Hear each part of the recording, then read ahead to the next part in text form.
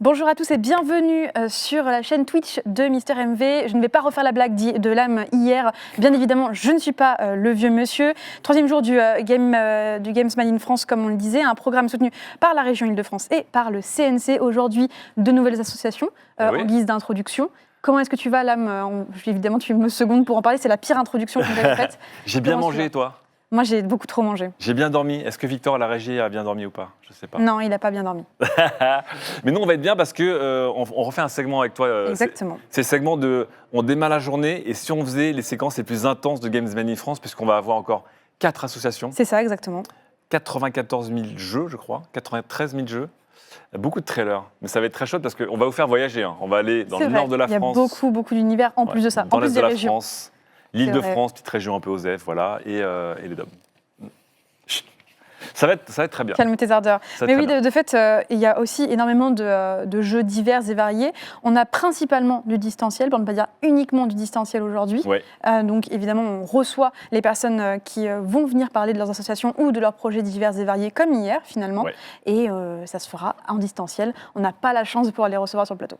Oui, mais c'est pas grave, ça va être très cool quand même. Et on va commencer vraiment très très fort avec la région du Nord. Et le Nord, ils sont pas là pour rigoler, quoi. Non. On a 13 trailers. Oui, c'est vrai. Alors, c'est vrai qu'on a 13 trailers, donc on fera des coupures, on les segmentera en plusieurs sections, donc de 4, etc.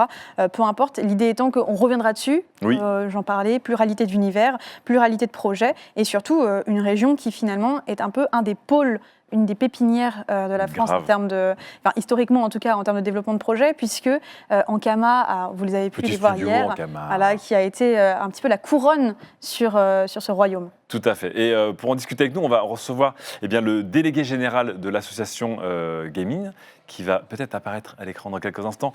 Bonjour Laurent Perrois. Bonjour, est-ce qu'on m'entend correctement? Parfaitement. Franchement, très très bien. Bon, on t'a mis la pression, Laurent. On a dit que la région Nord, c'était celle qui était la plus ambitieuse de ce Games Man in France 2024. Ouais, je remarque. Effectivement, oui, j'ai entendu. Et en plus, ouais, vraiment désolé de ne pas pouvoir me joindre à vous en présentiel cette fois-ci. C'est une première. À chaque fois, j'ai réussi à venir, mais là, ça s'est avéré un tout petit peu plus compliqué. Il n'y a aucun souci. Il n'y a pas de souci. Je vois un poster derrière toi, c'est un poster d'Hades. Est-ce que tu es secrètement en train de jouer à Hades 2? Tu peux nous le dire tout de suite. Alors, absolument pas. Absolument pas. Et je vais même te dire, c'est ce que j'essaie d'expliquer à tous les gens avec lesquels je discute. Bon, mais tu bosses dans le jeu vidéo, tu dois jouer aux jeux vidéo tout le temps. J'ai en moyenne 7 ans de retard sur tout ce que je fais. Sauf sur le premier Hades, ce qui explique le niveau d'addiction qu'il a déclenché chez moi. Le 2, il a acheté Day One, et il a toujours pas été lancé. C'est bien, t'es comme moi, t'es un homme de la V1.0. Mais comme tu disais... Ou du manque de temps. Ou du manque de temps. Chut, ça, c'est autre chose. Tu nous dis, pour te présenter rapidement, Laurent, pour les gens qui te découvrent là à l'écran actuellement, tu n'as pas bossé que dans le jeu vidéo. Non, moi j'ai un profil. Par contre, j'ai toujours été dans des trucs de geek avant que ça devienne un trend marketing. En fait, moi j'ai toujours bossé dans la pop culture. Donc j'ai commencé chez un éditeur de Japanime aujourd'hui disparu, qui s'appelait Kazé, et qui maintenant a été rassemblé sous la grande bannière Crunchyroll. Bien sûr. Pour vous dire, j'ai fabriqué des DVD édition collector, donc autant vous dire que j'ai cet âge-là. Oui. Le 480p, c'est le futur. Oui. Ouais. Vous imaginez, je suis tellement vieux que j'ai connu la bataille entre le HD DVD et le Blu-ray. Ah oui. Les bleus et les violets, c'est bien sûr. Tu étais quel team? Exact. Voilà. Exact. Moi j'étais plutôt Blu-ray parce que et puis j'ai bien fait avec la PS3 qui est arrivée derrière. Oui, complètement. Oui, c'était la fin du game. T'as bossé chez Ankama, du coup aussi. Ouais, c'est ça. Après, je suis reparti plutôt dans le jeu vidéo, mais quand j'étais chez Ankama, c'était un peu les deux. C'était une partie jeu vidéo et une partie aussi sur toute la partie vidéaste. Et donc, j'ai eu la chance de retrouver Davy et Poulpe sur J'irai voler sur vos tombes et le Golden Show après avoir bossé avec eux quand ils avaient lancé Nerds chez Kazé. Je ne sais pas si quelqu'un se rappelle de Nerds. C'était carrément. Première web-fiction complètement barrée. Le Golden Show aussi, c'était un grand moment. Voilà, et toujours en parallèle du jeu vidéo, j'étais aussi je faisais partie de grosses équipes avec des gens hyper talentueux, et moi, je faisais partie des gentils concierges sur notamment le Visiteur du Futur. Qui est, pour une équipe pour laquelle je garde un amour absolument immodéré. Franchement, c'était des cracks, comme dirait, sans mauvais jeu de mots, cette équipe. Non, mais il porte bien son nom. Voilà.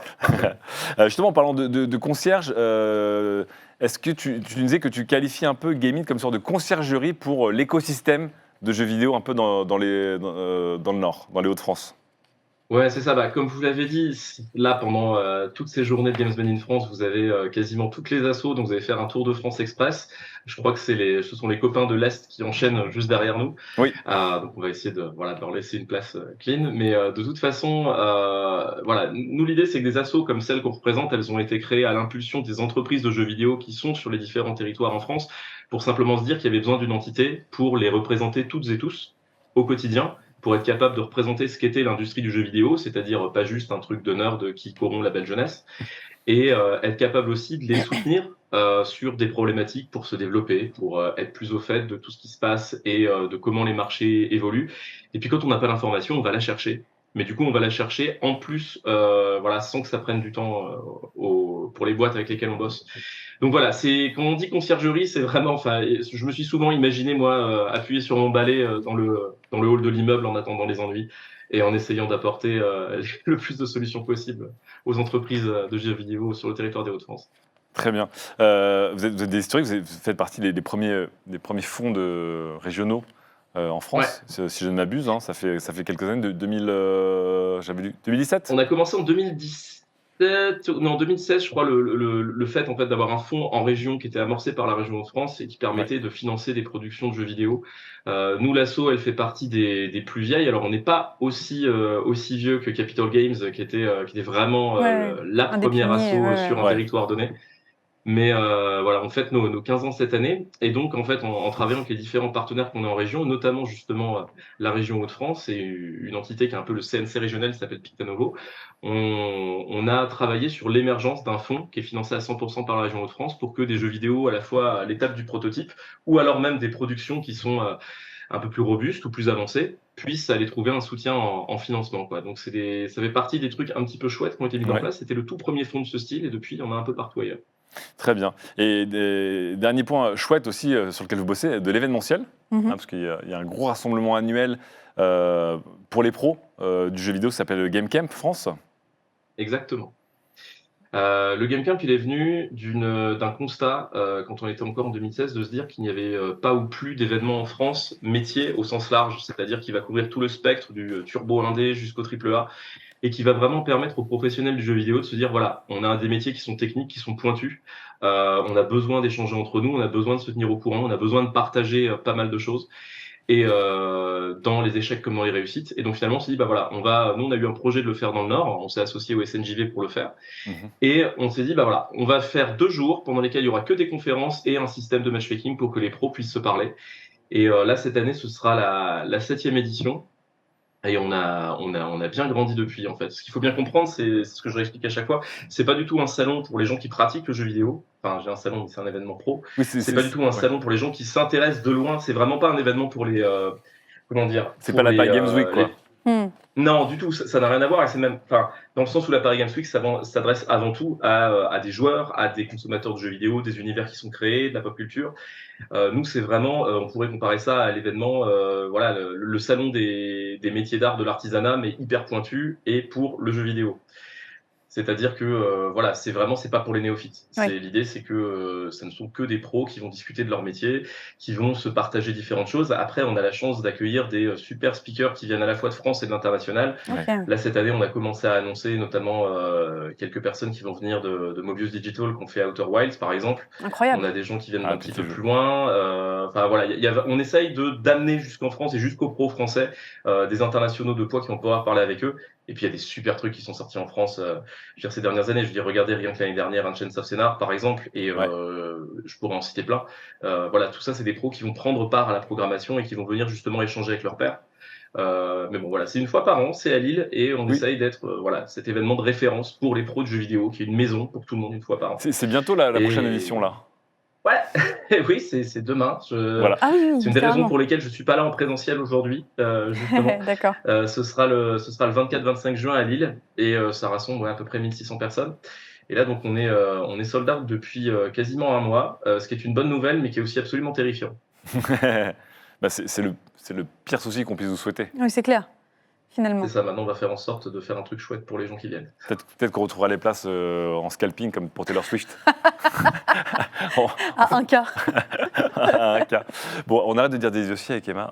Est-ce qu'on attaque maintenant Ouais, le cœur du sujet, le cœur du sujet, Emma? finalement, parce qu'on a 11 jeux à présenter. Donc, on va faire une petite sélection de bandes annonces. On reviendra avec toi dessus à chaque fois pour essayer de faire le point sur les différents univers qui nous sont présentés. Est-ce qu'en guise d'introduction, tu voudrais mettre l'emphase sur l'un d'eux, sur même un processus, la façon dont vous avez accompagné peut-être ces projets-là? Eh bien, pourquoi pas?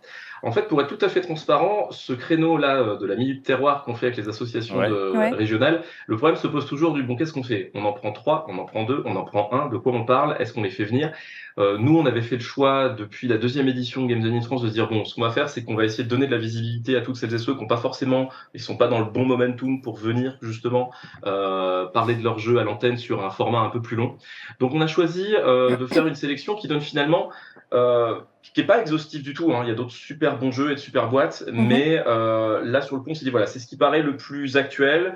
Chaque jeu a au moins à minima une page Steam vers laquelle on peut renvoyer. On est capable de parler un petit peu de ce qui se passe. L'idée c'était pas forcément de se mettre dans une logique hyper captive autour des teasers, mais se dire que voilà, on peut en discuter, on peut en parler, et moi pour certaines boîtes je peux raconter un petit peu leur histoire sur le territoire. Très bien. Ok, ben parfait. Ben, on lance la première salve de trailers et on revient, on réacte après ces 4 premiers trailers. C'est parti, Victor. Merci.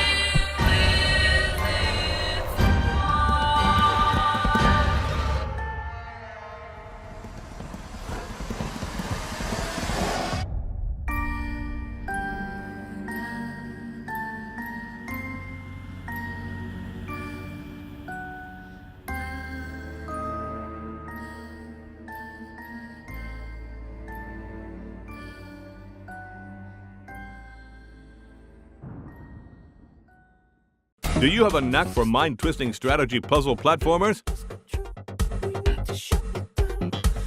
Do you think you can control Quadroid's minions simultaneously across 4 screens? Well, you're in luck.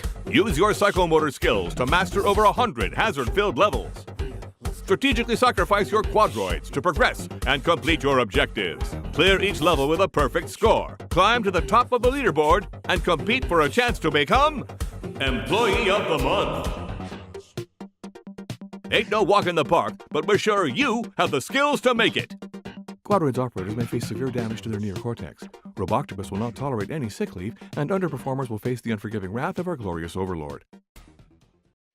On a pu découvrir avec vous, du coup, les trailers de This Is No Cave, Prune and Milo, Appearance et Quadroids. 4 salles, 4 ambiances. Alors, non, alors pour le coup, il y avait vraiment une ADN commun sur les 3 premières, et d'un coup, grosse voix off. Pour Quadroids. Showcase, c'est incroyable en vrai. Un de ces 4 projets-là, du coup, est-ce que tu as en mémoire une anecdote ou quelque chose, un suivi particulier que tu pourrais essayer d'étayer un petit peu sur ce segment d'analyse? Ah, on t'entend pas, on t'entend pas. Plus Laurent, attends 2 secondes. Pardon. Ah, ouais. J'avais classique. juste Ah, muté bien pour sûr. éviter de dire des bêtises ou de me moucher pendant les bandes annonces. Mais oui, non, mais des anecdotes, j'en ai plein. Ouais. Et on n'a pas assez de temps. C'est vrai, c'est vrai. Donc, Faut être rapide. mais par contre, ouais, bah alors déjà, c'est marrant parce que oui, c'est Quadroids qui est passé en dernier. Quadroids, Ouais. il se passait, je crois que c'est jeudi soir, Oui. parmi les premiers. Il a déjà été présenté. Avec, Oui, tout à fait, ouais. Avec notamment MV. Moi, c'est un jeu. De toute façon, là, ce qui est marrant, c'est que sur les 4 premiers teasers, c'est 4 jeux qui ont été faits par des toutes petites équipes, voire des personnes toutes seules. D'accord. Quadroids, par exemple, je renvoie toute personne qui pourra regarder le créneau que Guillaume a fait jeudi soir, parce que c'est un jeu qui rend fou, qui fait jeter des manettes, mais qui a une espèce de, je veux dire, qui a une idée de base qui est complètement tordue et totalement géniale.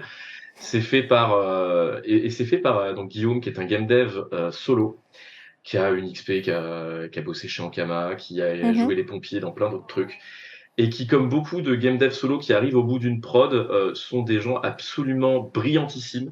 Et donc, alors c'est bien si Guillaume va dire le contraire, et d'ailleurs il a encore dit le contraire, mais il est brillantissime et il a sorti un jeu génial. Totalement, moi, pas à ma portée, parce que je pense que j'ai dû faire 2 niveaux avant de me mettre à pleurer. C'est vraiment un jeu du 800 IQ, ouais. c'est clair. C'est ça, et on a vu des petits trucs assez intéressants quand même. Elle a pris en main sur un vague passé de speedrunner, où là vraiment le jeu s'adresse à ça. Enfin, de toute façon, je rappelle parce que le teaser est passé vite, mais en gros le principe c'est que chaque écran a un seul bouton et une seule action qui permet au personnage de sauter. Ouais. Et donc en fait on utilise un bouton différent pour sauter sur chaque écran, que les personnages avancent tout seuls comme des lemmings, et puis que forcément la mort fait partie du gameplay, donc on va pouvoir sacrifier ces petites créatures. Voilà, il déteste que je dise ça, mais une fois j'ai demandé à Guillaume de pitcher son projet, il m'a dit mais une fois je me suis dit que j'aimerais bien voir des petites choses mignonnes mourir, et que je voulais en voir mourir plein. C'est absolument pas vrai, mais le fait de rapporter cette anecdote risque de me valoir des soucis. Ça fait Young Mais Dexter. bon, c'était assez. Ouais. Mais la punchline marchait, elle était valide. Grave. Et donc sur les autres prods, on a une autre prod qui est faite par un game dev solo, c'est Prune et Milo. Ouais, ça se voyait. Ouais, ça a l'air chouette. Il y a une entité qui s'appelle Flocon Studio, qui a été créée donc par une personne toute seule qui est pareil hyper talentueuse, qui faisait du jeu vidéo bien avant que nous on soit en contact avec lui, puisque c'était du jeu dans des game jams, des choses comme ça. Okay, ouais. Et puis il a décidé de professionnaliser un petit peu son activité, et donc il a été suivi dans le dispositif d'incubation qu'on a sur le territoire. Après, on va être honnête, Boris, il était tout à fait en capacité de terminer ce jeu lui-même. On espère juste qu'on a pu apporter un soutien sympa qui lui a permis de le faire dans de meilleures conditions. Mais donc voilà, on a ce système de RPG tour par tour avec un gros message à portée écologique derrière, qui en plus rend toute cette lecture justement du texte, qui est pas forcément fleuve mais très bien écrit. Et puis sur les 2 autres projets, là ça va être des binômes. D'accord. Donc d'abord This Is No Cave. Alors moi personnellement j'adore ce jeu parce que tout est question de physique. Contrairement à ce qu'on pourrait penser, c'est un jeu qui joue uniquement à la souris pour l'instant, même si tout le monde se dit mais attends, sur mobile ce serait génial. Ouais. Et le principe c'est que voilà, on s'écrase sur une planète, on a un petit cosmonaute qui doit ensuite s'évader de la cave dans laquelle il est tombé. Sauf que il y a une petite référence à l'Empire contre-attaque, c'est pas une grotte. Ah. Donc, c'est pas une main coupée non plus. Dans le chat, il y a eu pas mal de réactions pour dire c'est complètement un jeu de speedrunner ou un jeu pour la Z-LAN, This Is No Cave, mais carrément. Ah mais complètement. Et après, effectivement, j'ai pas accès au chat, mais j'avais filé tous les liens de wishlist parce que bien entendu, tous ces trucs. Oui, on rappelle dans le chat, il y a les liens pour les wishlists. Hein. Ouais, complètement. Et après, le troisième, donc Appearances, fait par Illusion Studio. Alors eux, c'est un peu particulier, c'est-à-dire qu'eux, ils ont commencé à se dire, tiens, on va faire un gros jeu MMO de fantasy à 2. D'accord. Oui, ambitieux. Il y a quelques années. Et mine de rien, ils sont allés un peu loin quand même dessus, mais ça les a fait bien pexer sur des logiciels de 3D temps réel des moteurs, pardon, de 3D temps réel type Unreal. Et donc, ils ont choisi de se dire, tiens, si on faisait un jeu d'horreur, justement, bon délire comme ça, où on joue un petit garçon avec sa boîte à musique, qui doit échapper à une créature, dans une villa qui est très inspirée de la Villa Cavrois, qui est tous les gens qui vont habiter autour de l'île connaissent la Villa Cavrois, qui est une espèce de référence de l'architecture du début du XXe siècle. Donc voilà, donc c'est tout cela couplé qui font que ces jeux vont être effectivement, on a 4 salles, 4 ambiances, comme vous l'avez dit. Et on va enchaîner avec la deuxième salle de trailer du coup de gaming, avec 4 nouveaux jeux, dont un. Je vais rester très objectif dessus, mais je pense que évidemment c'est le GOTY, Allez, on est parti, trailer. Les personnages de cette aventure sont une soldate déserteuse, Pour de bonnes raisons. un magicien qui cherche à sauver son disciple, Et j'y parviendrai. un marchand surendetté On valorise pas assez l'échec dans ce pays. et une sorcière autrefois dangereuse mais heureusement amnésique. Mais de quoi elle parle Rien. Vous êtes un groupe d'aventuriers en route pour la fantastique cité d'Aria. Alors que vous approchez de la porte, 2 gardes vous arrêtent. Ils demandent 10 pièces d'or par personne pour vous laisser entrer. C'est quoi ce racket? Vous pouvez payer, Hors de question. faire une scène Évitons d'attirer l'attention sur nous. ou tenter de passer discrètement. La discrétion, ça nous connaît. Que faites-vous? De toute façon, pour moi, c'est trop cher. Et si on allait tous sur faire une scène? Bonne idée. On sort à peine des geôles d'Akaba. Et moi, j'ai plus assez pour payer l'amende. Mais qu'est-il arrivé à tes si jolies pièces? J'ai investi. Évidemment. Je propose qu'il paye sa place et qu'on passe discrètement. Mais pourquoi c'est moi qui paye? Eh bien parce qu'il faut bien que quelqu'un fasse diversion, patate. Allez, tout le monde se pose sur son choix.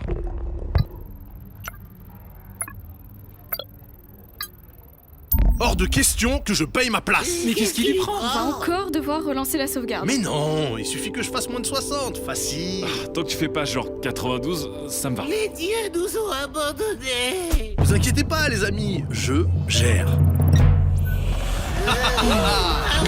C'est belle. Le marchand interpelle les autres passants. Tout le monde est d'accord, c'est trop cher. Une foule en colère se forme et pousse les gardes sur le côté. Allez, piétine les gardes maintenant. Le marchand entre, triomphant. Oh waouh. Impressionnant. Les autres, eh bien, vous en profitez pour vous faufiler en douce. Alors, qu'est-ce que je vous disais? Vous voici arrivés à Aria.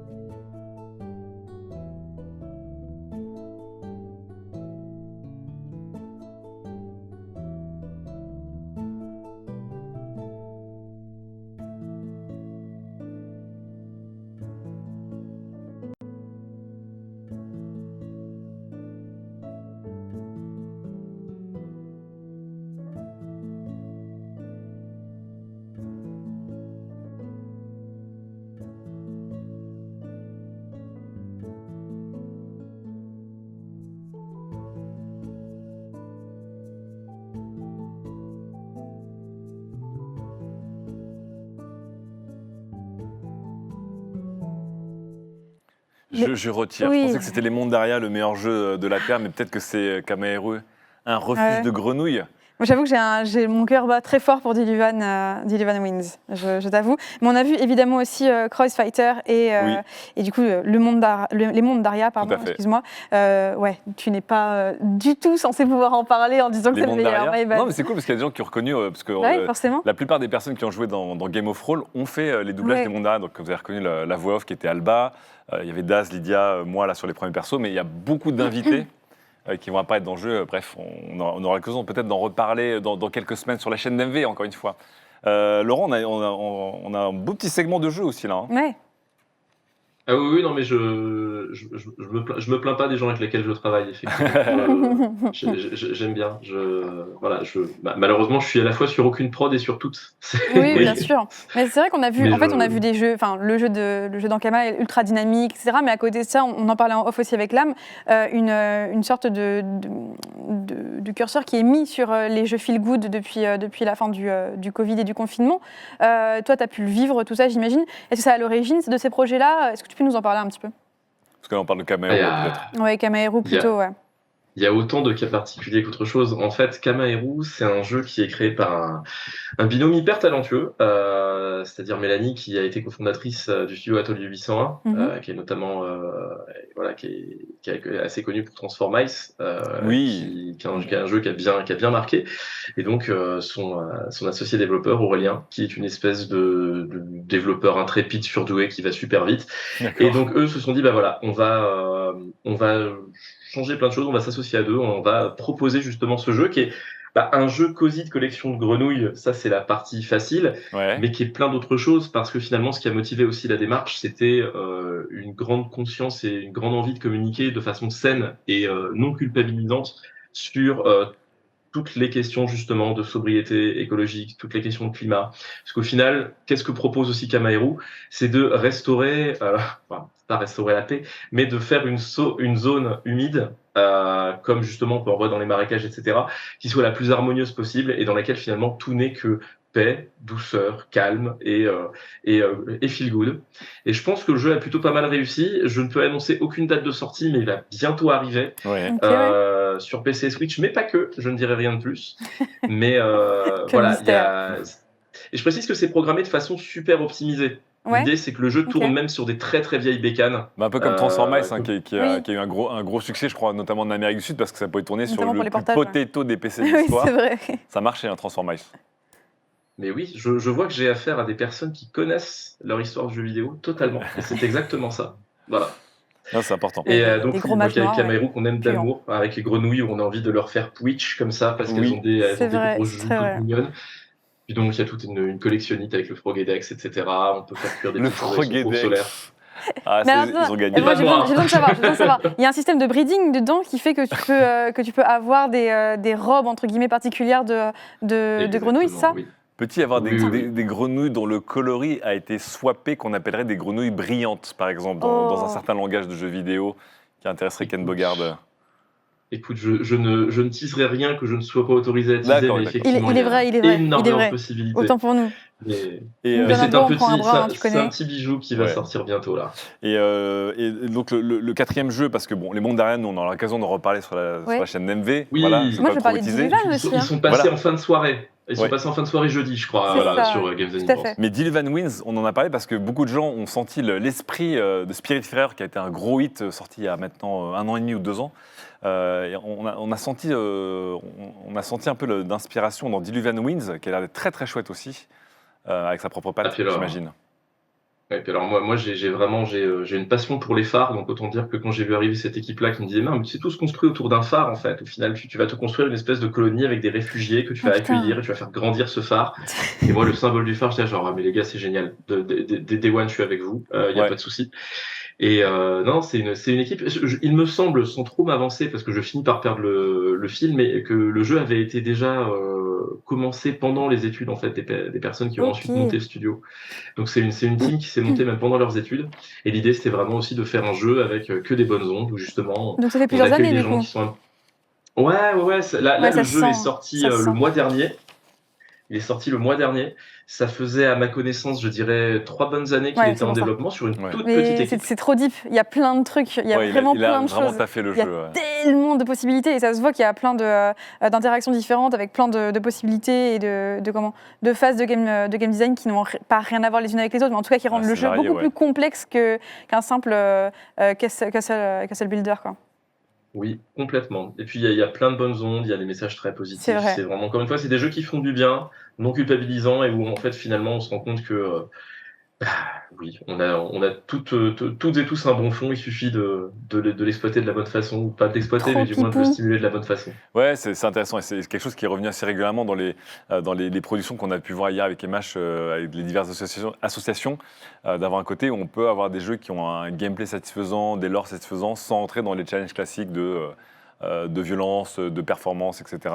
Et des trucs qu'on attribue en fait tout en kiffant, quoi. basiquement et bêtement à la gamification en fait Ouais. sur pas mal de choses, quoi. Donc ça fait du bien de. Et nous, avec ça Emma, on revoit est les des standards. ravagés de l'e-sport, donc voilà, s'il n'y a pas de Mais ranking. moi, pas tant que ça en vrai. Moi, pas tant que ça. Moi, je suis Moi, quelqu'un de sain, d'accord. Moi, je vais être Diamond 4 sur Kamaero, je te préviens tout de suite. Ça va pas rigoler. Bon, allez, on attaque le dernier tunnel de trailer. On va avoir 2 jeux, plus 3 jeux de chez Nikon, qui est pareil, un petit ça. éditeur de la région. Allez, c'est parti.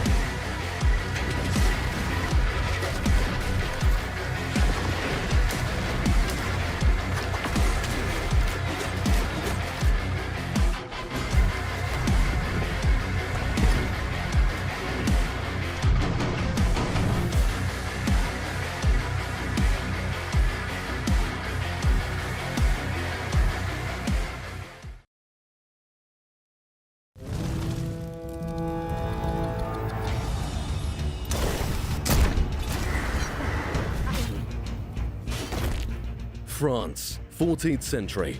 War rages on for control of the most powerful kingdom in the Western world. As the country is torn apart, a new threat emerges. The Unspeakable Order, a mysterious organization scheming in the shadows. You're the last heir of a noble bloodline devastated by fate, and the kingdom's best hope. Call me Nicholas, I'll be your advisor. Your first task is to restore the influence of your name and your modest domain nestled at the heart of France. Resources are limited, so choose building upgrades carefully. In the barracks, recruit, train, and equip your soldiers with the best weapons and armor. Mastery of a weapon increases with experience. Unlocking new battle strategies and certain quests also unlock unique weapons. In the laboratory, develop new ways to heal wounds or sow terror within your enemy's ranks. Captives will be sent to your prison, granting powerful passive bonuses, or you can also free them for sizable ransoms. Build squads to take advantage of the synergy between your soldiers' unique strengths and weaknesses. Deploy a strong front line with Crusaders with their immense strength, the versatile duelists, and Beastmasters who control primal forces. Attack from a distance with Flayers hiding in the shadows. Terrorize enemies with the Alchemist's potions and char the battleground with Gunners and their experimental firearms. Each unit has unique skills and bonuses that can turn the tide of a fight. It's now time to prepare for our next battle. This is the map of France, which shows the various enemy factions and the missions available to you.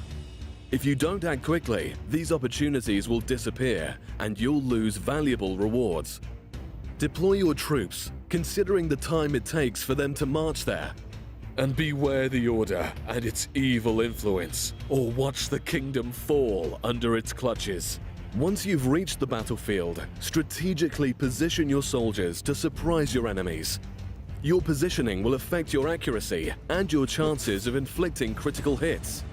Find covers, high grounds, and take advantage of the battlefield's characteristics to gain the upper hand. Remember, your soldiers can't do everything all at once. They can move and use up to 2 actions each turn. Think tactically to dominate the battlefield. The fate of the kingdom rests on your shoulders. Strengthen your domain and win the toughest battles with sword and wit.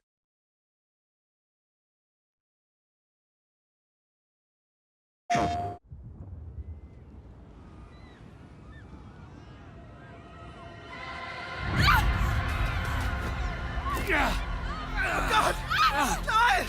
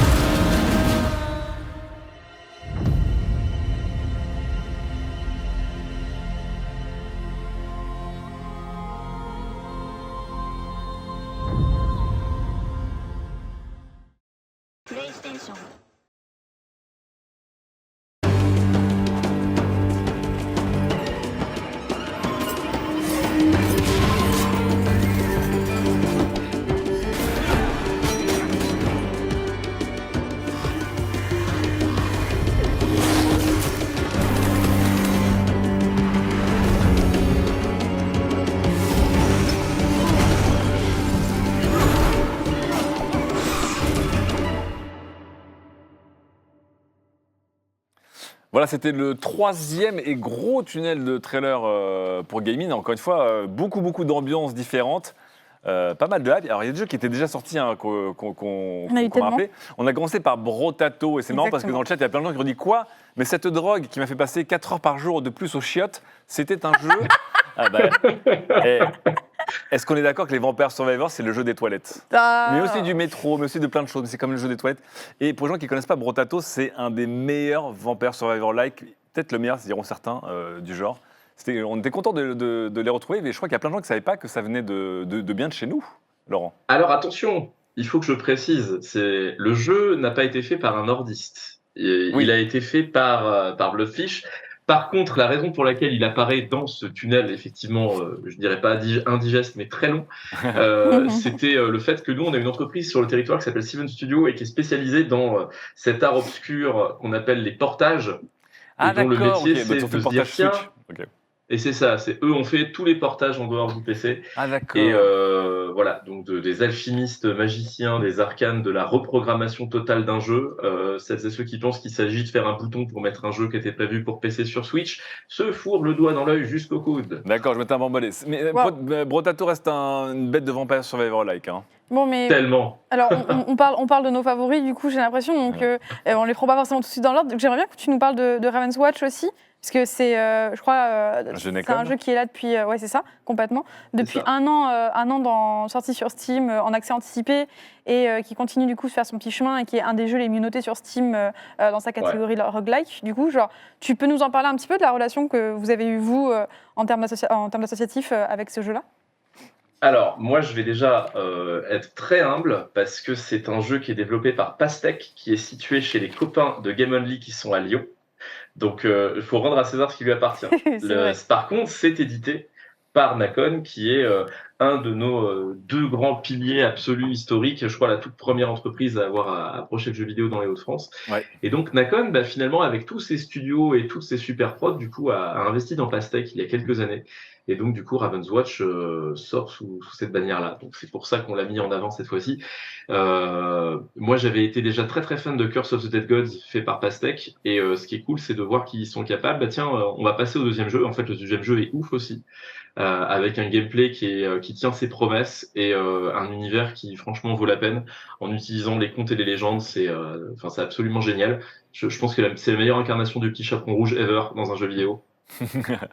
Attends, parce qu'il y en a eu d'autres. Ah oui, il y en a eu d'autres. Il y a déjà eu le petit chaperon rouge dans du jeu vidéo, en fait. Je rigole, mais... C'est vrai, mais il y a des redites aussi du côté des grenouilles, puisqu'on a eu de Bayou. Attends, il y a une thématique grenouille ou pas Oui, aujourd'hui ? il y a quelque chose. Après, c'est pas du tout la même façon d'aborder les choses, cela dit. Cette grenouille, elle drippait de ouf, cette grenouille. Elle drippait de ouf. Full drip. Très, très stylée, cette grenouille. C'était Toads of the Bayou ?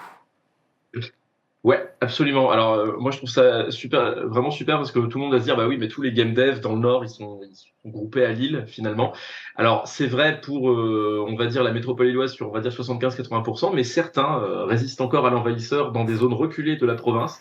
Et c'est le cas notamment donc pour celui qui a fondé le studio, qui se trouve à Château-Thierry. Donc, je pense qu'on peut pas faire plus au sud en termes de région de France. C'était vraiment la limite avec d'autres territoires. Et en fait, ouais, c'est absolument génial. C'est édité par Fireshine. Ils ont tout fait dans leur coin. C'est-à-dire que nous, on les a découverts alors que tout était déjà fait. Ils avaient déjà commencé à dropper le jeu. Ils avaient déjà un éditeur. Ils avaient déjà avancé. Ah ouais. Et la proposition est assez ouf. Au début, je m'étais dit qu'il y avait une référence au vent dans les saules. Mais en fait, on est plus sur le côté vraiment Bayou, puisque d'après ce que j'ai, moi, lu du jeu, le grand ennemi, c'est le baron Samedi. Donc, on est plutôt sur une ambiance Louisiane. Ouais. Exactement. Et donc, on va être sur un très très joli tactical, je pense, qui en plus exploite des trucs qu'on n'a pas forcément l'habitude de voir.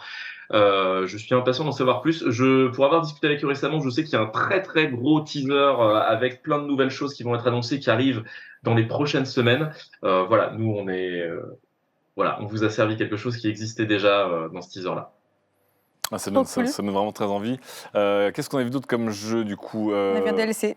Alors, c'était... The Last Spell. Ah voilà, The Last Spell. Et le métal. Le métal. Ah oui, le métal. Quelqu'un a dit, le trailer m'a servi une schnouf, automatiquement. C'était vrai. C'était complètement vrai. So Hellfest. Oui, parce que c'était un jeu qui est déjà sorti, The Last Spell. Ça, c'est ça. Là, ce qu'on met en avant, c'est le DLC. Donc, du coup, développé par nous, Ishtar Games, qui est un des studios historiques du coin et édité par The Arcade Crew.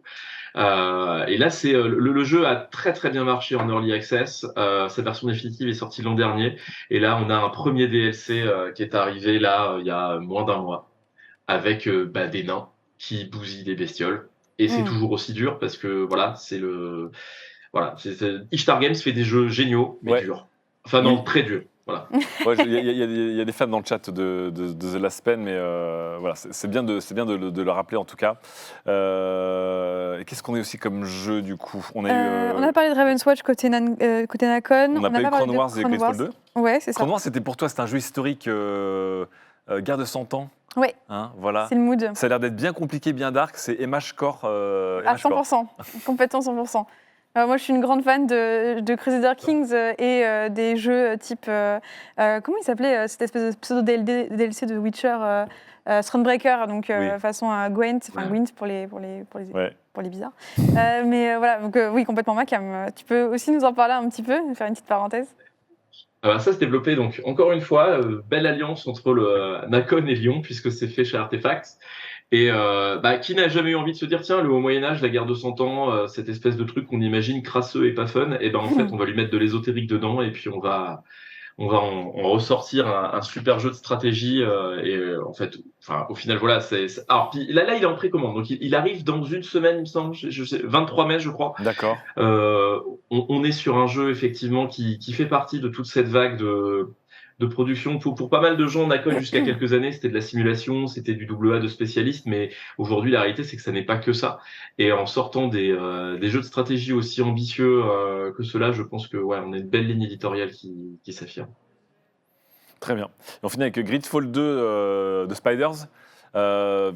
Spiders, ils aiment bien. Qu'est-ce qu'il y a? Alors, c'est vrai que dans le chat, on dit bas Moyen-Âge, et c'est vrai que c'est sorti Moyen-Âge central, bas Moyen-Âge. Oui. Pour les connards un peu tatillons dans mon genre. C'est quoi bas Moyen-Âge? C'est comme bas gros plan? Qu'est-ce que c'est? Non, le haut Moyen-Âge, c'est de la fin de l'Antiquité, toute l'ère méro et carolingienne. Ah, c'est parti pour les historiques. C'est pour ça que je voulais pas ouvrir la chape de plomb, mais après coup, tu as la période plus centrale, etc. Et le reste, c'est courant Renaissance, etc. Donc, guerre de 100 ans, vu que c'est plus dans la période du bas Moyen-Âge, c'est plus vers le haut de la chronologie médiévale. Je savais pas du tout. Et oui.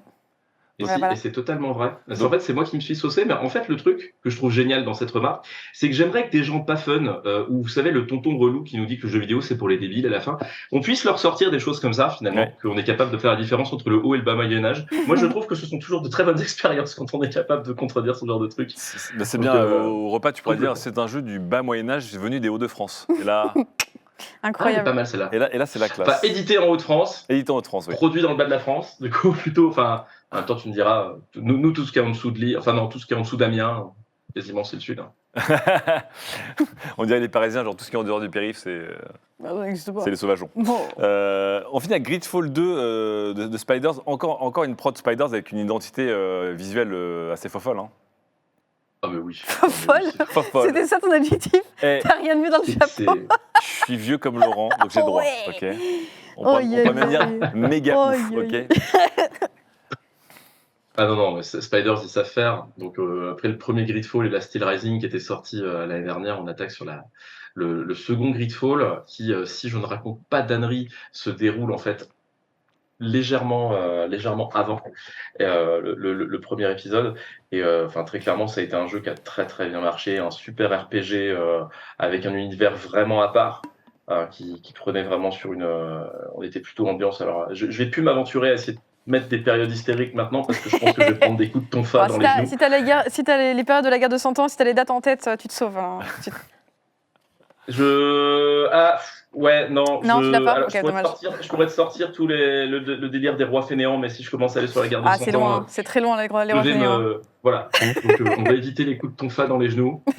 Je vais pas m'aventurer trop loin. Et c'est une parfaite conclusion, j'ai envie de dire. Et finalement, voilà, évitons les coups de tonfa dans les genoux. Exactement. Et jouons à des jeux cool. Merci infiniment d'être venu parmi nous aujourd'hui pour introniser un peu cette nouvelle journée sur ce on a bien démarré du coup avec toi Laurent, avec Gaming. Merci d'avoir représenté 13 jeux, on vous a montré là. assez intense.